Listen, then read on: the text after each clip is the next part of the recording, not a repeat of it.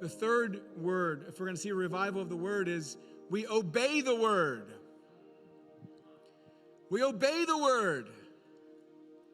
James chapter 1, verse 22, it says, be doers of the word and not hearers only, deceiving yourselves. Wow. Self-deception comes when you hear the word but don't obey it. Because then you get deceived and you're thinking, oh, this is great. I have all this. You get information, but no application.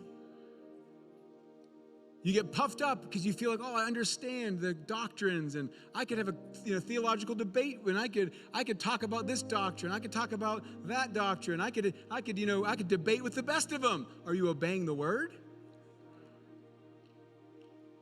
Are you doing what it says? If not, it says you deceive yourself. You get puffed up with knowledge, but there's no obedience, there's no application. Be doers of the word, not hearers only, deceiving yourselves. Jesus talked about the man who built his house on the rock. He said, the one who hears these sayings of mine and puts them into practice is like the man who built his house upon the rock. They heard and obeyed the word. When we actually apply it to our lives, when we apply it practically. So when we read in the scriptures about loving your neighbor, when you read in the scriptures about forgiving the one who hurt you, do you apply it? Do you do it? When you read in the word about pursue holiness, when you read in the word, you can name all these different areas. Come out from the world, right?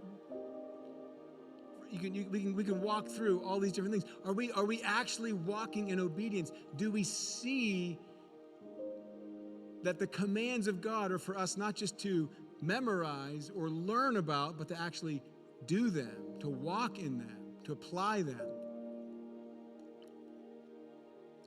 You see that with Josiah. He was not just a hearer of the word. He was cut to the heart. He let the word change him. He let the word convict him. He didn't just come up with a theological diagram about proper worship in Israel. He said, we got to do this. We got to tear down the idols. We got to purge the land of the Baals. We got to cleanse the temple of the filth. We got to erect true worship. We got to restore the altar of the living God. He became a doer of the word. He allowed it to penetrate his life. He allowed it to transform him, and he began to do what he read. Because we're not just reading the Bible to feel good about ourselves or to memorize or to gain information. Memorizing the Bible is wonderful. Yes, we should memorize the word. But be careful that it's not just a ritual and not actually life-giving and life-changing. And we have to learn to apply it to our lives. And this is something we grow in for the rest of our lives. Understanding and applying the word, it's a lifelong process. It's a journey that we're all on.